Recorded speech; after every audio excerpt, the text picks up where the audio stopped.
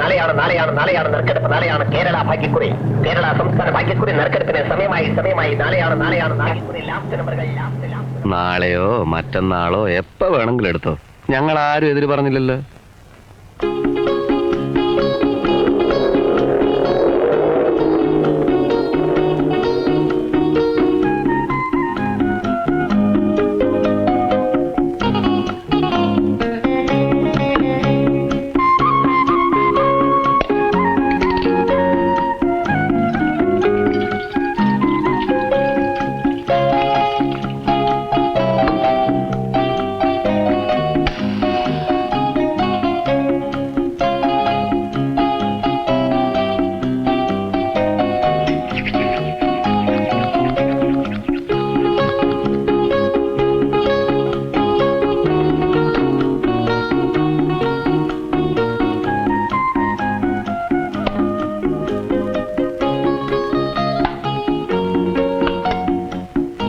അത് ശരി, ചായപ്പൊടിയും ചാണകപ്പൊടിയും ഒന്നും ഇല്ലേ?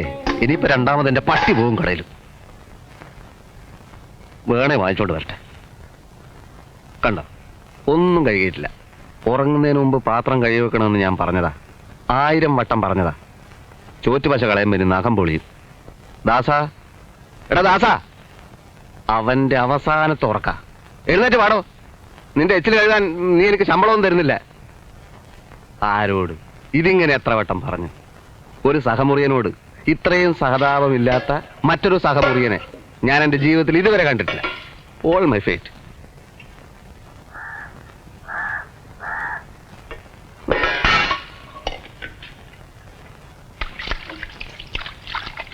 വെള്ളം തിളപ്പിക്കണം, അരി കഴുകണം, പരിപ്പ് വേവിക്കണം. ഇന്നും ലേറ്റ് തന്നെ. എടാ ദാസാ,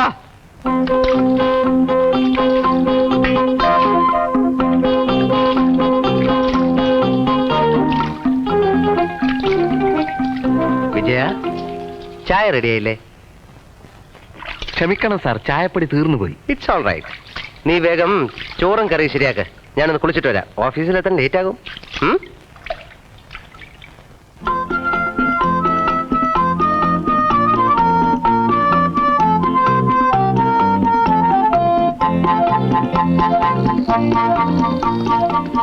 ഇനി നിന്റെ പാത്രം നീ പിടിച്ചോ. മനസ്സില്ല, ചക്കുകുറ്റി പോലത്തെ നിന്നെയും കെട്ടി വലിച്ചോണ്ട് ഇതുവരെ വന്നതല്ലേ ഞാൻ സൈക്കിളിൽ. എടുത്തോണ്ട് വാടാ.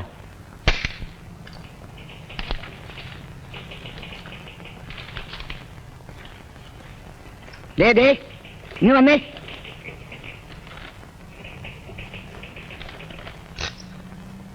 തമ്പുരാക്കന്മാരെന്നും ലേറ്റായിട്ടേ വരുള്ളൂ അല്ലേ? പെട്ടെന്ന് വേവുന്ന അരി തരാൻ സാറ് റേഷൻ കടക്കാരോട് പറ. എന്നുവെച്ചാൽ അത് തന്നെ, ഇപ്പൊ കിട്ടുന്ന അരി വേണമെങ്കിൽ ചുരുങ്ങിയത് 2 മണിക്കൂർ എടുക്കും. അതെ, അപ്പൊ പിന്നെ കുറച്ച് ലേറ്റ് ആവും. ഞാൻ ഹെഡ് ഓഫീസിൽ എഴുതിയാലുണ്ടല്ലോ. ജോലി വല്ല ഉണ്ട് പറ സാറേ. ഇവിടുത്തെ തല്ലിപ്പൊളി ശമ്പള സ്കെയിലിന് ഞങ്ങളല്ലാതെ വേറെ ആര് വരും? 1975 മുതലുള്ള കംപ്ലീറ്റ് സ്റ്റോക്കിന്റെ ഫയലുകൾ അരമണിക്കൂറിന് എന്റെ മേശപ്പുറത്തെത്തണം. 75 മുതലുള്ളത്? അതെ, കംപ്ലീറ്റ് സ്റ്റോക്ക് അരമണിക്കൂറിനാം ഈ മേശപ്പുറത്ത്. ഓക്കെ, താനിങ്ങി വന്നേ. താൻ പോടോ. താനിങ്ങി വരാൻ. ഇതാരെ താൻ പോടോ. ഷെയർ ഹോൾഡേഴ്സിനുള്ള റിപ്പോർട്ടെല്ലാം കവറിലാക്കിയില്ലേ? എനിക്ക് കവർ കയറി അത് പുറത്തെടുക്കണോ?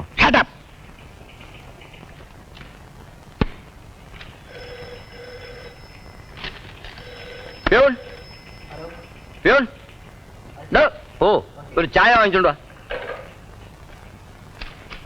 വേഗം വേണം സാർ. 1975 മുതലുള്ള സ്റ്റോക്ക് ഫയലുകൾ അരമണിക്കൂറിനകം ഞാൻ ഹെഡ് ക്ലാർക്കിന്റെ മേശപ്പുറത്ത് എത്തിക്കണം. എത്തിച്ചോ? ചായ കൊണ്ടുവരാൻ 5 മിനിറ്റ് പോരെ? മതി. പക്ഷെ ഇപ്പൊ പറ്റില്ല സാർ. പറ്റുന്നില്ല സാർ, മര്യാദക്ക് ചായ വാങ്ങിച്ചോണ്ടാണ് പറഞ്ഞത്. സാർ എന്നെ വരട്ടാൻ തുടങ്ങിയിട്ട് കുറെ നാളായി. സാർ ഒരു കാര്യം ഓർമ്മിക്കണം, ഞാൻ BCom ഫസ്റ്റ് ക്ലാസ് പാസ്സായ ഒരാളാണ്. 10 തവണ SSLC എഴുതി കടന്നുകൂടിയ സാറ് ഇവിടെ ക്ലാർക്കും ഞാൻ പ്യൂണുമായി പോയത് വിധിയുടെ വിളയാട്ടം കൊണ്ടാണ്. ഒരിക്കലും ഒരു SSLC-കാരൻ ഒരു ഡിഗ്രിക്കാരനെ വേദനിപ്പിക്കരുത്. ചായ വാങ്ങിച്ചോണ്ട് തരാൻ പറ്റില്ല സാർ, സോറി.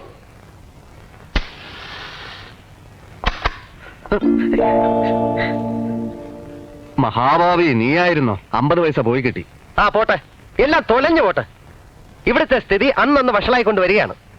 വല്ല സർക്കാർ ആഫീസോ ആയിരുന്നെങ്കിൽ ഇവനൊക്കെ പിടിച്ചു നിർത്തി ഖരാബ് ചെയ്യാമായിരുന്നു. ആ കാളക്കൂറ്റ മാനേജിംഗ് ഡയറക്ടർ ഇവിടുന്ന് സ്ഥലം മാറിപ്പോയപ്പോ ഞാൻ വിചാരിച്ചു സ്ഥിതി മെച്ചപ്പെടുമെന്ന്. എവിടെ? വിശാഖപട്ടണത്ത് നിന്ന് സ്ഥലം മാറി വരുന്ന MD ഒരു വിശാല മനസ്കനെന്നാ കേൾക്കുന്നത്. എങ്കിൽ നമ്മുടെ സങ്കടം ആ വിശാല മനസ്കനോട് പറഞ്ഞു നോക്കാം അല്ലേ? ഒരു വെറും സാധാരണ ക്ലാർക്കിന്റെ ജോലി മതിയായിരുന്നു. പ്രിയപ്പെട്ട അമ്മേ, അമ്മയ്ക്ക് സുഖമാണല്ലോ എന്ന പതിവ് പല്ലവി ഞാൻ ആവർത്തിക്കുന്നില്ല. അന്യന്റെ വീട് എന്നും അന്യന്റെ വീട് തന്നെയാണ്. അമ്മയെ കൂടെ കൊണ്ടുവന്ന് താമസിപ്പിക്കാൻ ആഗ്രഹമില്ലാഞ്ഞിട്ടല്ല, അല്പം കൂടെ ക്ഷമിച്ചേ പറ്റൂ. പുതിയ മേലധികാരി വന്നെത്തിയാൽ അയാളുടെ കയ്യോ കാലോ പിടിച്ച് കുറച്ചുകൂടി മെച്ചപ്പെട്ടൊരു ജോലി സമ്പാദിക്കട്ടെ. എല്ലാം ശരിയാവും. അമ്മ എന്നെ ഓർത്ത് സങ്കടപ്പെടാതിരിക്കുക. ഞാൻ നന്നാവും, നല്ല നിലയിലെത്തും. അമ്മ ദൈവത്തോടുള്ള പ്രാർത്ഥന തുടരുക.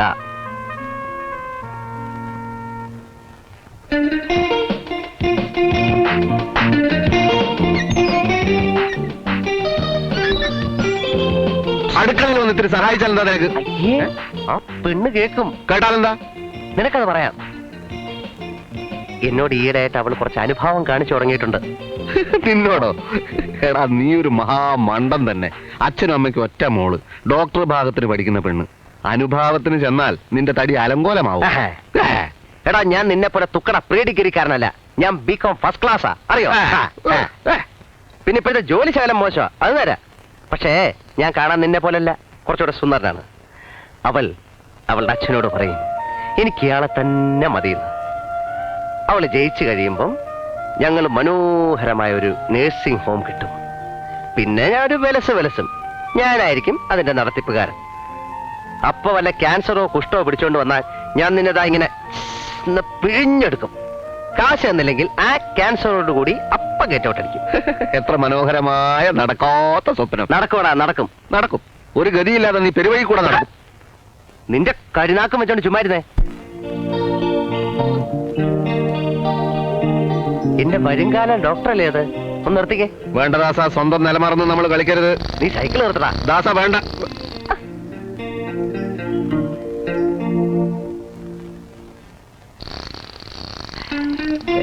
ആക്ച്വലി ഇനി എത്ര കാലം കാണും ഹൗസ് സർജൻസി? എന്തിനാ? അല്ല, വെറുതെ ഒന്ന് അറിഞ്ഞിരിക്കാനോ എന്ന് കരുതി. ഒരു ഡോക്ടർ ആവണമെന്നായിരുന്നു എന്റെ ഏറ്റവും വലിയ ആഗ്രഹം. പിന്നെന്താ ആവാഞ്ഞേ? ആവാമായിരുന്നു.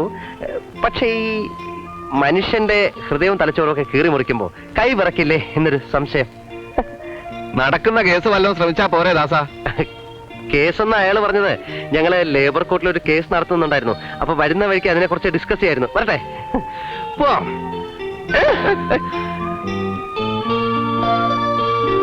നീ ഒരുമാതിരി മനുഷ്യനെ വടിയാക്കരുത്. വിഷം വാങ്ങിക്കാൻ പോലും ഇവിടെ കാശ് തകരുന്നില്ല. അതിന്റെ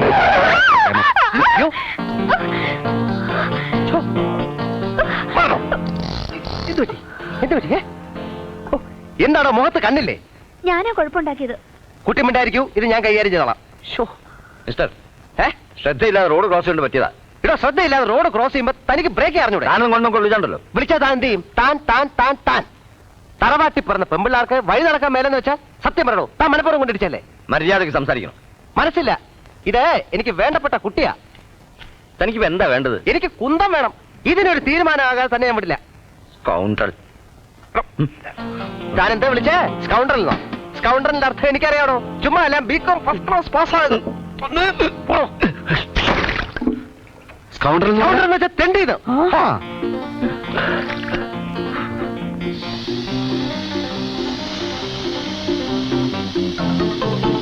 തെണ്ടിന്നല്ലേ? ശരി, അഹങ്കാരം ഞങ്ങൾ സഹിക്കില്ല. ഇതെല്ലാവർക്കും ഒരു പാഠമായിരിക്കട്ടെ. ആയിരിക്കട്ടെ.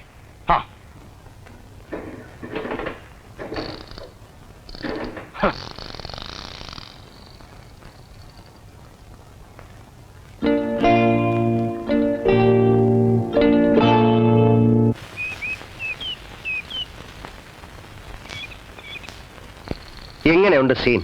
നായികയ്ക്ക് വേണ്ടി നായകന്റെ ആദ്യത്തെ ത്യാഗമാണിത്. ഇനി സെന്റിമെന്റ്. അവള് വീണത് തന്നെ. ഓ, അയാള് തിരിച്ചടിച്ചിരുന്നെങ്കിൽ നീ നാറിപ്പോയേനെ. ചിലപ്പോ നാറിപ്പോകുമായിരുന്നു. നിക്കടി മോളെ, നമ്മുടെ പിള്ളേരല്ലേ. പണിക്കരമാവൻ എങ്ങോട്ടാ? വാവടച്ചില്ലേ മോനെ? ദിവസേന ഓരോന്നിനായിട്ട് കൊണ്ടുപോയി ഇഞ്ചക്ട് ചെയ്യിക്കുക. ഈ വയസ്സുകാലത്ത് അമ്മാവൻ ആരെങ്കിലും സഹായത്തിന് വിളിച്ചൂടെ? നീ തന്നെ ഇപ്പൊ വാടക വന്നിട്ട് 2 മാസമായില്ലേ? സഹായത്തിന്റെ ആളെ വെച്ച് അവന് ശമ്പളം കൊടുക്കണ്ടേ? അതിന് കാശ് പറയുന്നത് കണ്ടില്ലേ? പെട്ടിയിൽ പൂത്ത പണം അടുക്കി വെച്ചിരിക്കുന്നത് ആർക്കും അറിയില്ലെന്നാ വിചാരം? ഓ ഇനി വാടക വരുന്ന വാടക 2 ആഴ്ചക്കകം തരാം. അത് പറ്റില്ല. നീ വണ്ടി വിട്. ആഫീസിൽ വന്ന് ഞാൻ നാറ്റിക്കും 2 എണ്ണത്തിനും പറഞ്ഞേക്കാം. അവിടെ ഇനി നാറാൻ ബാക്കിയൊന്നും ഇല്ല. അത് ശരി, വാ മോളെ. എല്ലാവരും എന്താ ഇവിടെ? പുതിയ MD 10 മണിക്ക് എത്തുന്ന ഫോൺ ഉണ്ടായിരുന്നു. ഓ ആ എടാ വിജയ, നമ്മുടെ ഭാവി ദൈവം വരാൻ പോകുന്നു. ഉവ്വോ, ഈശ്വര രക്ഷിക്കണേ. രക്ഷിക്കും.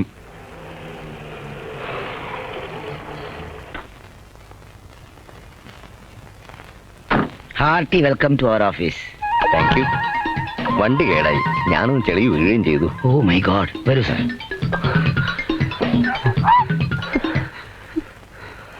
തൃപ്തിയായില്ലേ നിനക്ക്? പെണ്ണിന്റെ മുമ്പിൽ ആളാവാൻ ചെന്ന് സ്വന്തം കഴുത്തിന് തന്നെ കത്തി വെച്ചില്ലേ? ജോലി തെറിക്കുമെന്ന് ഉറപ്പാ. ഹ, ഇങ്ങനെയൊക്കെ സംഭവിക്കുന്നു ഞാൻ വിചാരിച്ചു. എടാ, മുന്നും പിന്നും നോക്കാതെ ചാടി പുറപ്പെട്ടാ ഇങ്ങനെ ഇരിക്കും. എന്റെ കഷ്ടകാലത്തിനാ ഞാൻ ആ വീലിന്റെ കാറ്റഴിച്ചു വിട്ടത്. നീ അപ്പൊ അങ്ങനെ ചെയ്തത് നന്നായി. ഇല്ലെങ്കിൽ ഈ കേസിൽ ഞാൻ ഒറ്റപ്പെട്ടു പോയനെ. ഏട്ടന്റെ ഭാര്യയുടെ താലിമാലയും മോഷ്ടിച്ച് നാട് വിട്ടോനാ ഞാൻ. മാസത്തിലൊരു 10 രൂപ വീതെങ്കിലും സ്വരുക്കൂട്ടി വെച്ച് മാലയും കൊണ്ട് വേണം വീട്ടിൽ ചെല്ലാനെന്ന് വിചാരിച്ചതാ. നടപ്പില്ല, ഈ ജന്മത്തിൽ ഇനി അത് നടപ്പില്ല. നീ അപ്സെറ്റ് ആവാതിരിക്കുക. എങ്ങനെയാണോ അപ്സെറ്റ് ആവാതിരിക്കുക? ആട്ടും തുപ്പാണേലും ഈ പ്യൂണിന്റെ പണിയുണ്ട്. കഞ്ഞി വെച്ച് കുടിക്കാനെങ്കിലും പറ്റുമായിരുന്നു. ഇനിയിപ്പോ എന്ത് ചെയ്യും?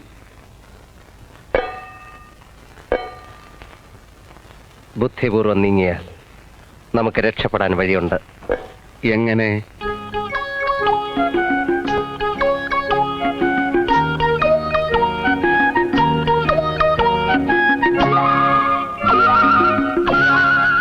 ഏയ്, മനസ്സിലായില്ല? സാർ, ഇത് ഞങ്ങളാണ് സാർ. ഇത് ദാസൻ, അല്ല ഇത് വിജയൻ, ഞാൻ ദാസൻ. അത് മനസ്സിലായി. ഈ കോപ്രായത്തിന്റെ അർത്ഥം മനസ്സിലാകാത്തത്. ഇവന്റെ കണ്ണിന് നല്ല സുഖമില്ല, അതുകൊണ്ടാണ് ഗ്ലാസ് വെച്ചത്. തന്റെ താടിയോ? അതിന്നിവൻ ഷേവ് ചെയ്തില്ല. ഒരു ദിവസം ഷേവ് ചെയ്യില്ലെങ്കിൽ ഇത്രയും താടി വളരുമോ? വളരും. എന്താണെന്നറിയില്ല, ഞങ്ങളുടെ കുടുംബത്തിൽ എല്ലാവർക്കും ഇങ്ങനെയാ. പാരമ്പര്യമായിട്ടുള്ള ഒരു പ്രത്യേകതയാണ് ഈ താടി വളർച്ച. ഓഹോ, അതിരിക്കട്ടെ. ഇന്നലെ കാലത്ത് മറ്റേ ആരുടെ വെച്ചിട്ടാ പുറത്തു പോയത്? ലീവ് ലെറ്റർ പോലും എഴുതി വെക്കാത്ത MD ചൂടായിട്ടിരിക്കുക. സാർ, അത് ആക്ച്വലി ഞങ്ങൾക്കൊരു വയറിളക്കം പിടിപെട്ടു അല്ലേ? അത് ഞങ്ങൾ രണ്ടുപേർക്കും. അപ്പൊ ആ ബഹളത്തിനിടയിൽ ഒക്കെ MDയോട് നേരിട്ടങ്ങ് പറഞ്ഞാൽ മതി. സാർ,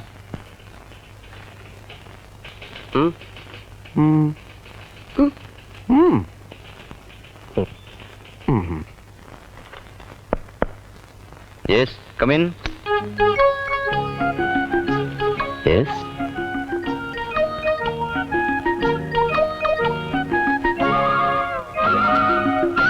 ഞങ്ങൾ ഇവിടുത്തെ അറ്റൻഡേഴ്സ് ആണ് സാർ. കഠിനമായ വയറുവേദന മൂലം ഇന്നലെ ഞങ്ങൾക്ക് ലീവ് ലെറ്റർ എഴുതാൻ സാധിച്ചില്ല. വയറുകൊണ്ടാണോ ലീവ് ലെറ്റർ എഴുതുന്നത്? അല്ല,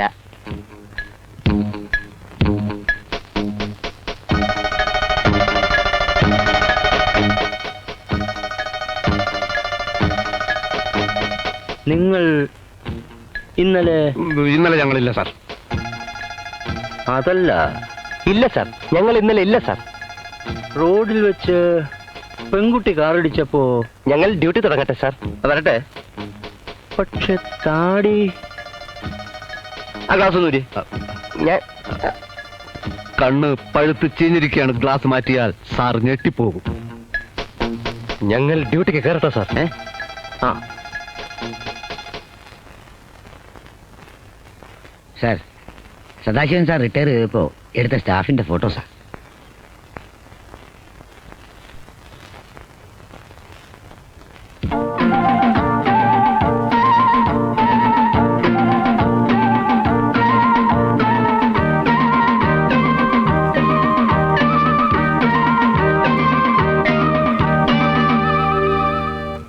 ഇതാ ഞാൻ പറഞ്ഞത്. ബുദ്ധി ഉണ്ടെങ്കിൽ ഏത് കൊലകൊമ്പനെയും നമുക്ക് തളയ്ക്കാൻ നോക്കും. സത്യം പറയാലോ, ജീവിതത്തിൽ ആദ്യമായിട്ട് ഈ ഒരു ഐഡിയക്ക് നിന്നോട് എനിക്ക് ബഹുമാനം തോന്നുന്നുണ്ട്. ഈയെടാ, വലിയൊരു ബുദ്ധിരാശ്വസൻ. ജോലി പോകാതെ രക്ഷിച്ചതിന് നീ എന്റെ കാല് പിടിക്കണ്ട. അല്ല, കുഴപ്പമില്ല. കാര്യം കാണാൻ കഴുതക്കാല് പിടിക്കണമെന്നൊരു ശാസ്ത്രമുണ്ടേ. അങ്ങനെയല്ല, കാര്യം കാണാൻ കഴുത കാലും പിടിക്കണമെന്ന്.